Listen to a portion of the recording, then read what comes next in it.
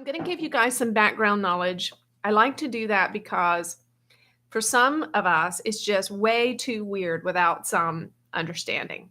So sometimes if you throw the mind a bone or two, then it's able to relax a little bit more to receive on the heart spirit level. So the Arcturians are an ancient race of humanoid beings. So they look somewhat human, and they're from the star Arcturus.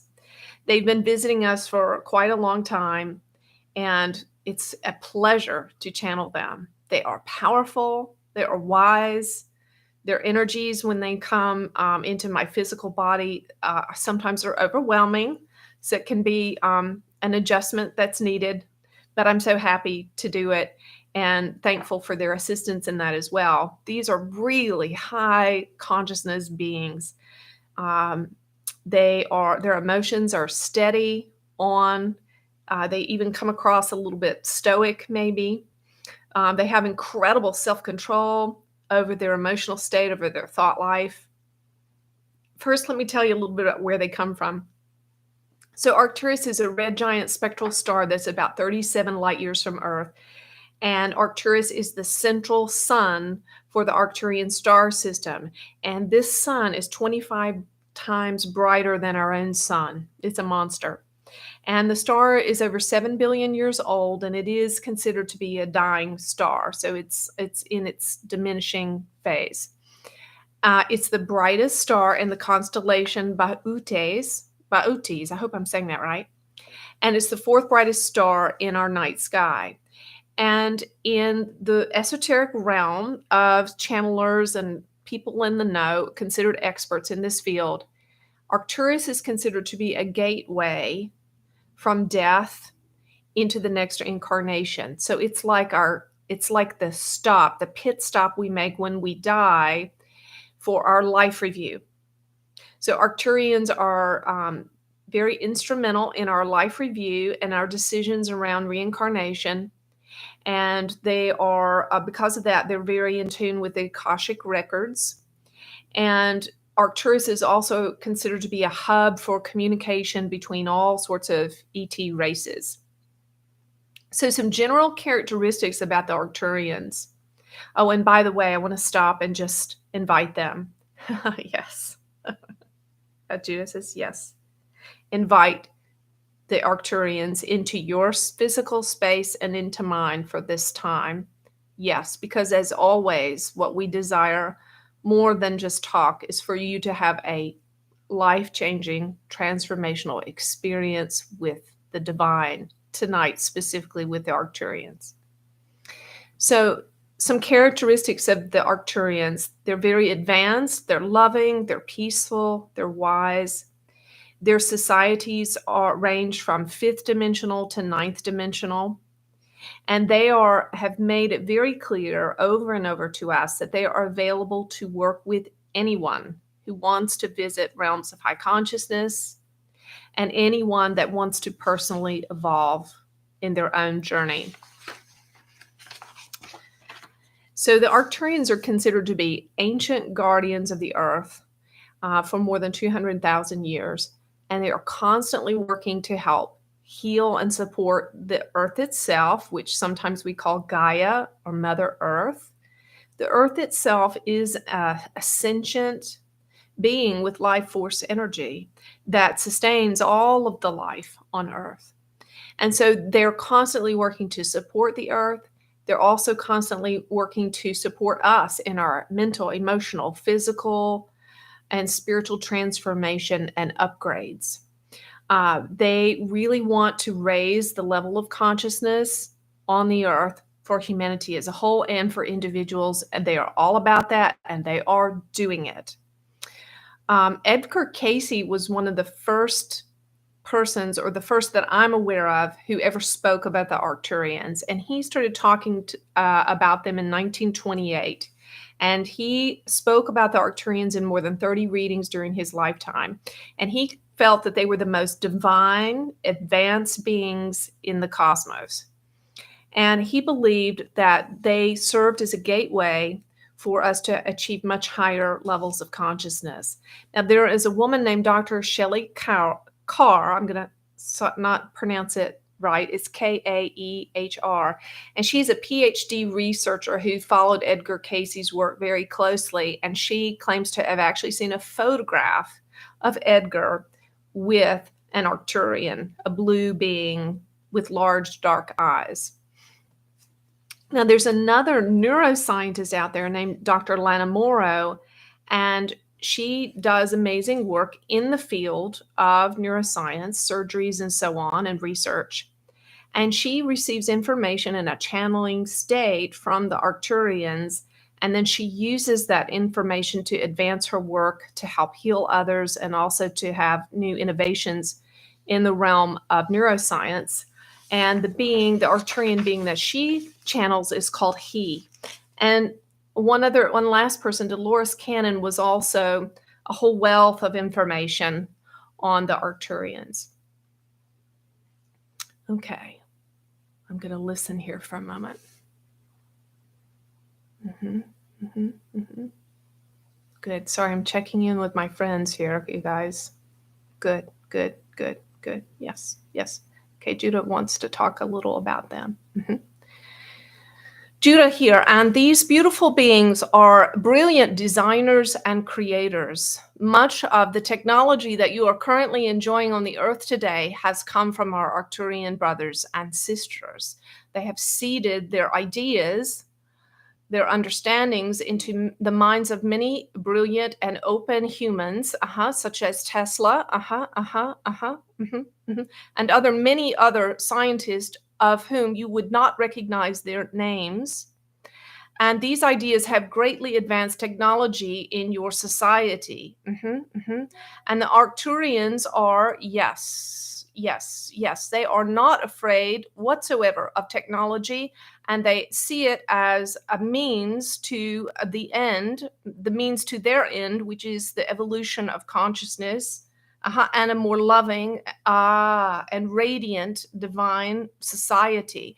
They do not see those two things as being opposed in any way. Good. So they're brilliant planners, designers, innovators. It's said that they've worked with Andromedans closely to build the ships that Andromedans live in now. They're very intelligent. They're very future-oriented and goal-oriented and research-based. So you've probably seen pictures of them, so I won't go too much into their physical appearance and their life cycles and all of that, because all of that you can find. But they're bluish skinned. Some of them look more Nordic, a little more human than others. And some of them look a little more like the grays with large heads and large dark eyes, but the bluish skin. One of the beings, actually both of the beings that I work with, Lars of Arcturus and Delphine, they both look more Nordic, more human-like. They sleep very little, but their sleep cycles, 2 hours a night or so, they tend to use those sleep cycles. They consider them very sacred. So they use them for spiritual rejuvenation, for insight, to receive divine instruction, and so on. Okay, I'm going to skip some of the details because I know you guys can find this in other places.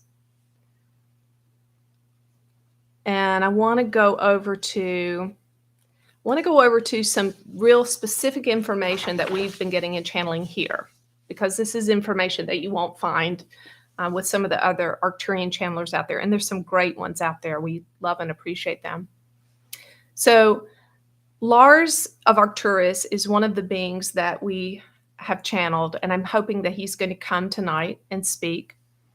And he has explained to us that he is the commander of an Arcturian outpost on our moon, our Earth moon. And he is a constant guide for us. He's always here on my right side anytime I ask for communication with him. He's explained to me that his purpose in working with me particularly is in regards to the team. I have a Galactic Federation team, and whenever I'm working with that team, Lars seems to mostly be in charge. He, because he's the commander, he has that very military-like, authoritative way about him. And when he comes in the room, what would you say about him, Chuck?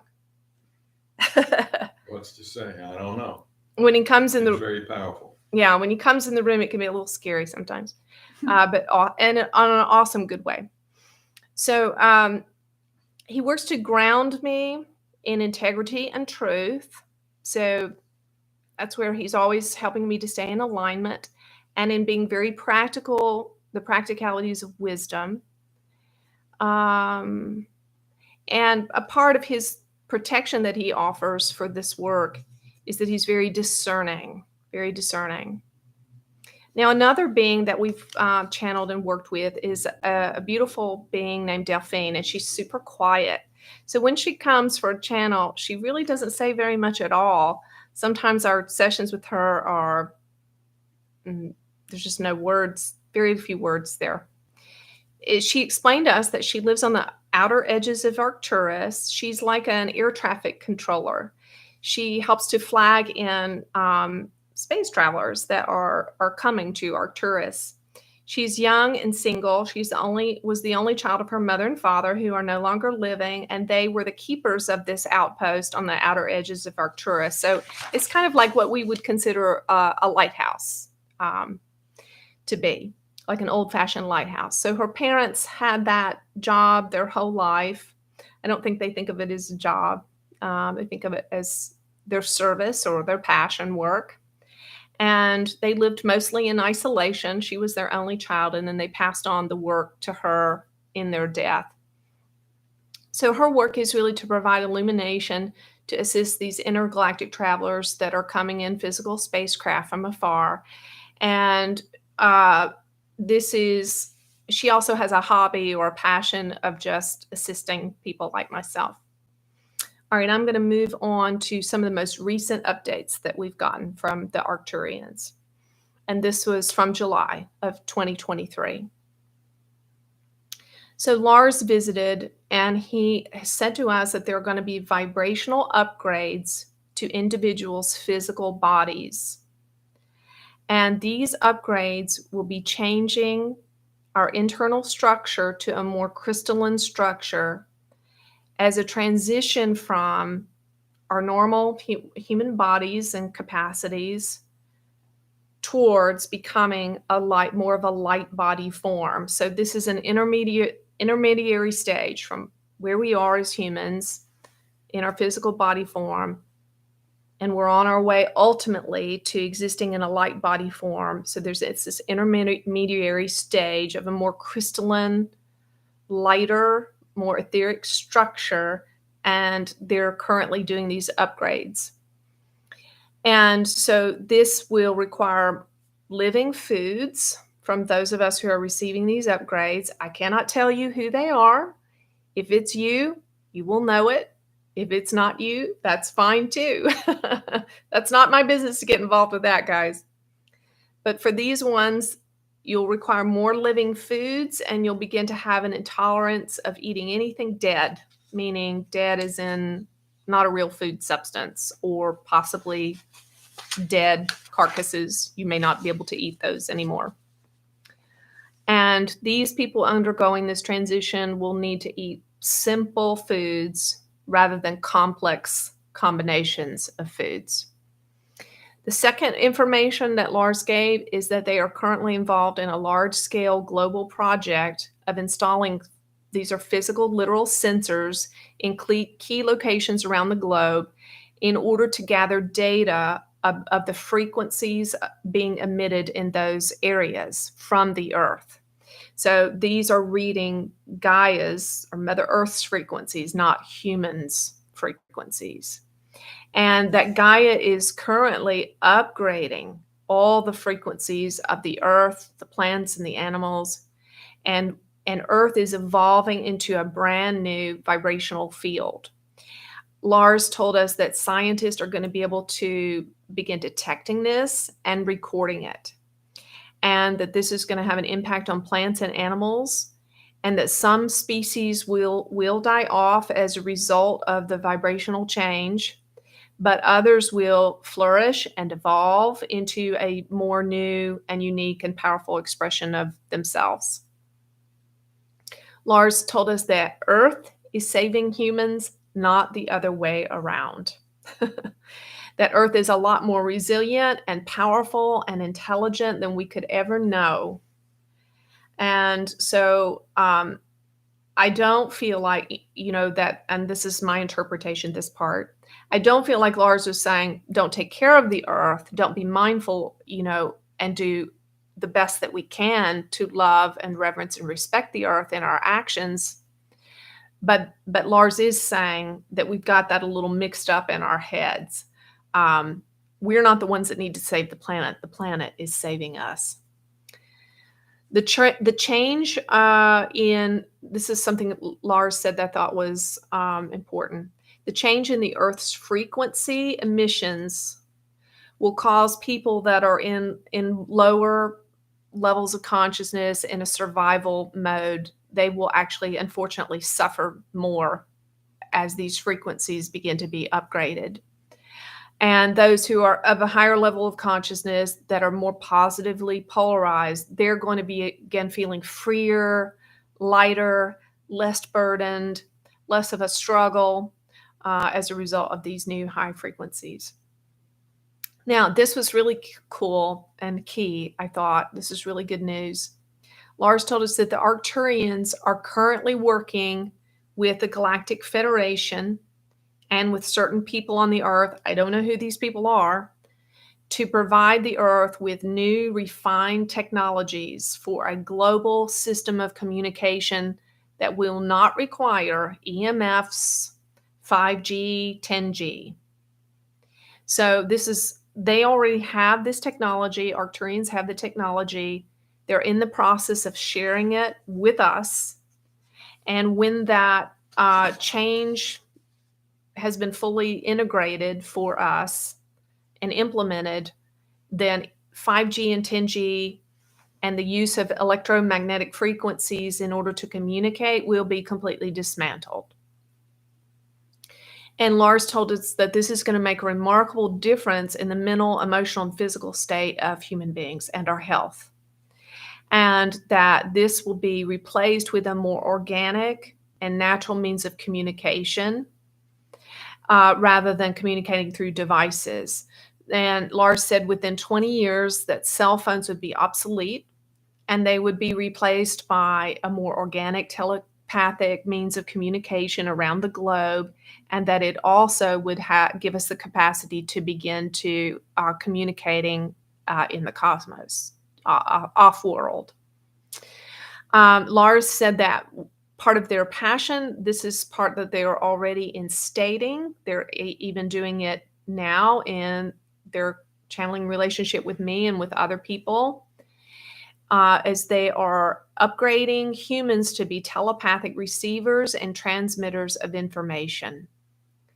And they want us to know that any information that we need or that we want can be received telepathically. This is how they live as a species, as a collective.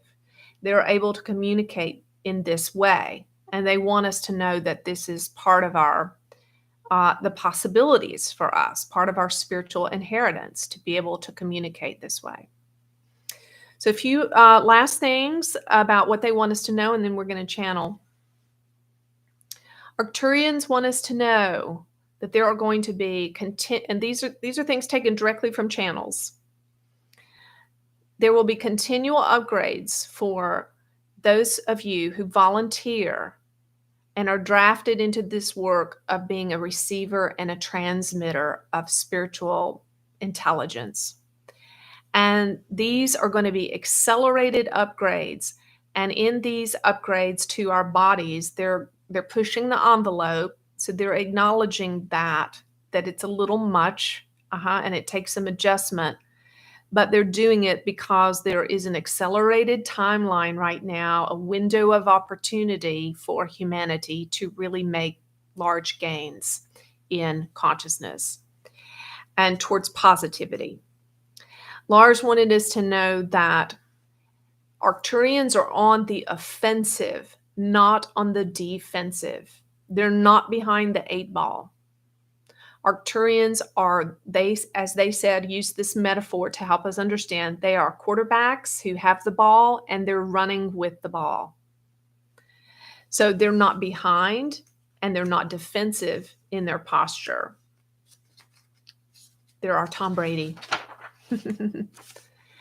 And they wanted us to know that negative energies, dark forces, negatively oriented beings, demons, whatever you call them, are in the minority. They want us to really remember that. And they used in the channel a phrase from scripture that said, there are more for you than there are against you. There are more for you than there are against you. And they wanted us to know that everything is in good order. And we really have that sense when Lars comes through, particularly, you feel his authority is so strong, you feel so safe that you do feel that everything's going to be okay. Everything is in good order. All right. I'm going to humbly ask for Lars to come through and channel. It might take me a few seconds longer than it does with Judah because their energy requires a little more transition. But here we go. Did you want to share anything about experience? No, the only thing is maybe for some people to understand when they say they're on the offensive, what they're saying is they're taking on the dark energies that have been trying to control us and have been controlling us, so that we will no longer be controlled by them. Yes. So they are on the offensive now. They are winning the battle. Yeah, and I'm glad you brought that up because this is one of the channels I didn't get back to this week to review, but we did have a channel with Lars where he stated very specifically and clearly that there is no reptilian control of the moon base anymore, that the moon base is firmly under the auspices of the Arcturians and under their control. And they made the point very clear that if we say, well, okay, well, why don't they just go ahead and wipe out the people who are controlling us and take over, because we couldn't handle that kind of a change. Our economy would crash. All kinds of things would happen. And so it has to be done slowly so that we can adjust and make the proper adjustments to the new way of being. Good. Yes. Thank you for that. And that reminds me, another note that I had from this recent channel from Lars. Guys, this is a game changer. You got to really get your mind around this because there's so much spiritual stuff out there. Some of it's good. Some of it's not. Some of it's a mix of both. And it's easy to get, yanked around in our emotions and our thinking by some of the stuff we're hearing. So really get this part. Lars said that we have the potential to completely reinvent the matrices. The potential to reinvent the matrices. So this is my interpretation. So I want to be careful because I don't want to get, put words in their mouth. But what I took that to mean, and my understanding of it was things like education. There is a still possibility to completely revamp the whole matrix of education with high consciousness and love for children and for teachers and for the best of all. And the banking systems, there's still opportunities to completely reinvent, reimagine, restructure, transform banking systems to be full of high consciousness, love, joy, peace, doing whatever work that is done in finance for the best, highest and best good of all. So I just want to make sure that I mention that they've made that very clear, that there's still possibility and opportunity to restructure and revamp the main matrices. And if you haven't heard that conversation, Judah has explained to us that those are education, politics and religion, which they lumped together in one. I thought that was interesting. Finance and the medical system. So it's going to take a lot of discernment. Okay, here they are. We're stepping in.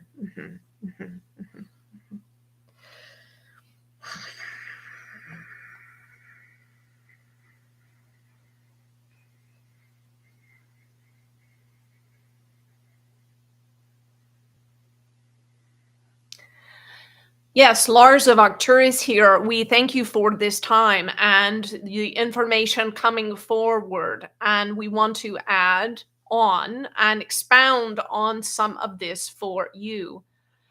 So there is great discernment needed. We are speaking to those of you listening who are spiritually mature, who are attuned, awakened, and at the ready. There are opportunities for volunteerism and for service of great importance upon the earth. There are over 1 million star seeds from Arcturus on the earth today. You incarnated to this life experience expressly for the purpose of adding your high consciousness to the collective called humanity. For it is part of your passion and compassion that has brought you back here in this service. And you will, I'm speaking to star seeds of Arcturus, you will most certainly fulfill your purpose. And part of the purpose of this message is to further awaken some Arcturian star seeds within the sound of our voice who have fallen asleep under the conditioning within which you were born, to which you were born. And so wake up, dear ones. Hello, we are your big brothers and sisters. Remember us here. We are here to shake you gently, gently, and maybe even a little forcefully awake. Now, stand at attention and at the ready. There are things to be done. There is much to be done. Now, we as Arcturians are beings of great love and wisdom. You may experience us as being somewhat stoic, void of emotions. That is not because we are void of emotions, but our emotions are very well managed in our high consciousness field, as opposed to your current experience where humans tend to be more sloshed about here and there by their emotions, whereas we are more placid and steady. Now, we love to help you with your emotional states, my dears. We love to give you wisdom and insight that breaks through your mental conditioning. Much of what we are doing through this vessel at this time is bringing destruction to wicked conditioning. Yes. For my dears, you are much likened to, you're not, we're going to use a metaphor. We wish we could use a more organic metaphor, but this is one that you will understand. So please overlook its lack of organic intent. You are much like a cell phone, brand new out of the box when you are born, brand new, nothing on it. A blank device, empty, ready to receive programming and information. This is what you are like as a baby born on this planet. And then your parents add, and your teachers and your cultures and your nations and your political systems and so on will add to you programs, applications as you call them, or as you call them, apps for short. And so these various apps are installed in your minds and in your physical being. And you begin to operate as a human being from these applications. And there are some that serve a purpose of some sort. That is fine. We don't necessarily have resistance to some programming, but for the most part, your conditioning and programming, which you call ego in these particular circles of understanding, it needs to be deleted. Programs such as apps, such as guilt, such as judgment, such as polarized right and wrong thinking, black and white thinking. And there are many, many, many of these programs that simply need to be deleted so that you can be what you are, which is remarkable, which is higher dimensional, which is perfect, which is divine, which is wise, all knowing, connected to powerful beings such as ourselves and many myriads of other enlightened beings who have much higher, updated, upgraded versions, to add to the being that you are. So be aware and be open as you work with this vessel, and perhaps some others to whom you have been magnetized, of deleting applications that are not serving you. We call this ego. Delete, delete, delete, and then ask us to give you these vibrational upgrades. We are available to you for these upgrades. And when you have these upgrades installed, you will feel yourself behaving differently. You will notice that you are more centered, more peaceful, more naturally joyful, more inclined to say no to things that are not aligned with your higher self, more confident in your ability to connect and act from your higher self, more confidence in the presence of beings, angels like Judah and like ourselves. Many people who experience us will recognize our presence, feel similar to the presence of archangels. Yes.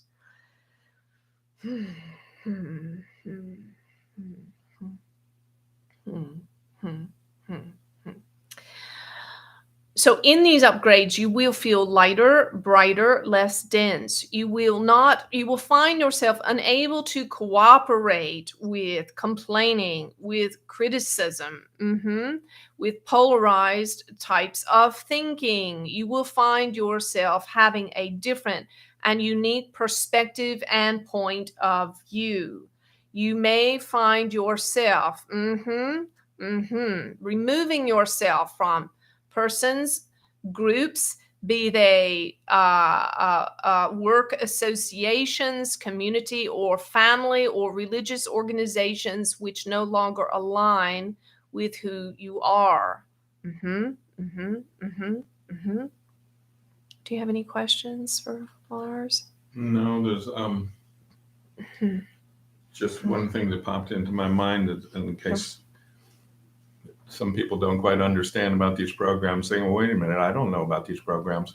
No, these programs are in our subconscious minds, so we are unaware of them. Yes, that is correct. The gentleman is correct. These applications have been there so long, so long. They are just like you with your phone, going back to the analogy. There is likely 3 or 4 or 5 apps that you use regularly, perhaps every day. You're aware, and then others perhaps that have been there for a very long time, and you don't pay any attention to them, but they are there yet anyway, using up the space. Okay, and so the gentleman is correct. There are many unconscious programs that are driven below the surface of your psyche because they have been deemed to be unacceptable by yourself or others, and so you push them down. This requires an enormous amount of your physical, emotional, and spiritual energy. These are huge energy wasters. These subconscious beliefs put you in a position to be, like we would say, Sisyphus of the Greek mythology, who was constantly doomed to push a boulder, an impossibly large boulder, up a hill and then be driven back down the hill by the weight of this boulder. What this gentleman is speaking of are these boulders, these Sisyphus-like boulders, are your subconscious beliefs. They are very common to many. You may ask, well, how do I know if I have these? Well, we can say you can know that you have them because you're a human being. And because unless you've lived in a cave in the wild, like as they say, the young man from, yes, that movie Jungle Book, Mowgli, we believe he is called, you can assume that you probably have many of these subconscious beliefs. There are common ones such as, I'm not good enough, I'm not smart enough, there's not enough. These are beliefs of lack and limitation. Lack and limitation. And so you must begin to see yourself as the higher dimensional being as you are. So in truth, when you look at us, when you listen to us speaking through this vessel, you are seeing in a mirror more of what your true nature is rather than what you think you are. And so we would encourage you, when you listen to beings such as ourselves or Judah or the Pleiadians, to begin to envision yourself as looking into a mirror and say, oh, yes, that's me. That is who I am. That is my unlimited potential. The Arcturians, Judah, the Pleiadians, they are mirroring back to me my unlimited potential, my God-like parts. Well, if you find that hard to receive because of your conditioning, how about this? What about the Christ? He said, you are sons of God. You are little gods, he said. This is what he said of you. And so when you look even at the Christ, then you may see the Christ as a mirror of you, of who you are, of what you are intended to be. Everything else that tries to define you is a lies, we would say, lies and conditioning of the ego. We would encourage you at this juncture, how do you begin to disown yourself from these subconscious beliefs? Well, first, you understand they are not you who you are. They are programs. And they can be deleted from your being through our supernatural assistance. It can be as simple as asking Lars, Arcturus, Arcturians, Pleiadians, Judah, whoever you feel a connection with, Lord Michael, Lord Buddha, Lord Jesus, Holy Spirit, will you please put your finger on my unconscious programs and erase them? Will you release me from all karma associated with these subconscious beliefs? The simple way you recognize them is by the fruit of them in your life. If you have the fruit, you have the root. And so if you're struggling in an area and you continue to struggle in that area, or perhaps you've struggled with it so long that you've adopted the struggle as a definition of your personality, then you may know by that fruit that you have subconscious beliefs that need to be eradicated. And these can be eradicated through moving the energy. Yes, moving the energy. And a sign that you have moved the energy is there is emotion, energy in motion. So if emotion arises when you are listening to beings such as ourselves, you can rejoice, you can dance, you can be happy, knowing that the emotion arising is the sign of your freedom, is here, it is on the way. Yes, it is here. And if all else fails, simply ask for deliverance. As the Christ said, deliver us from evil. What is this evil of which he spoke? He said to pray in this manner, deliver us from evil. The evil are all the thoughts, ideas, the egoic constraints laid upon you by other people, places, and things, all very well intentioned, but misled.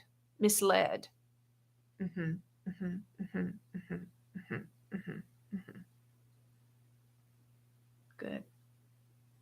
Anything else? Well, it seems like to me that any unconscious belief that tells us that we're limited or we're not a creator is a belief that we need to clear, because that is not true. Yes.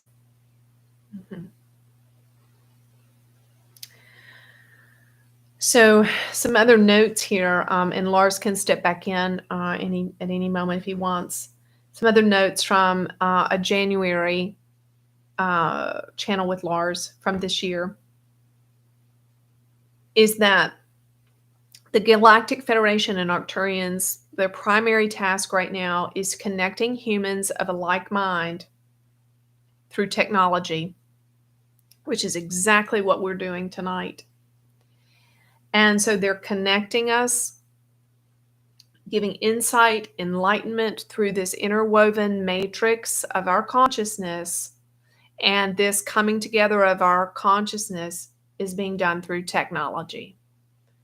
And this web, or this family, not just the Judah family, but so many others doing beautiful high consciousness spiritual work, connecting us all so beautifully. This is making us more and more impermeable to darkness. One of the things that Lars said is that it's really important that we stop relinquishing our personal power to media, because this is bringing us under spiritual and emotional slavery, mental slavery. And let's see, anything else? Oh, yeah, I liked this. Lars said that our children that are being born are so spiritually gifted, these new ones coming to the planet now. And they're going to be so gifted that they're going to be an inconvenience to the way we live our lives if we're not open to something new and something different. So there's going to be a tendency with these spiritually gifted kids to treat them like Harry Potter and make them sleep in the cupboard, right? So we really are going to have to invest our love and attention into these kids because they're really revolutionary. Another thing Lars said was that we need to center ourselves in first-hand information. So not what somebody said, but getting it straight from the horse's mouth. So whenever we can, get our information from the highest possible consciousness beings, enlightened beings. Lars has been over and over really emphasizing that we need to withdraw ourselves from anything that's not serving us well anymore. No matter how long we've been committed, no matter how much time, energy, love, money, effort we've invested in a person, place, or thing, if it's not serving us well anymore, it's time to withdraw. And also Lars said to embrace quietness, emptiness, boredom, discomfort, the feeling that we don't know, that we're a blank slate, we don't know how life works. All of those are a gift in this transition time that we want to embrace. And let's see. Good. Oh, I loved this. Lars said that for those of you who have extended time to spend in meditation, there are many who just don't. They don't have it because of their life circumstances. That you can begin using parts of your extended time in meditation and credit it to someone else who can't dedicate extended times in meditation. So you might even say, I dedicate this hour of meditation to my friend Sue or my daughter Abigail, and that can be spiritually credited to their account, almost like as if you deposited money in their spiritual bank account.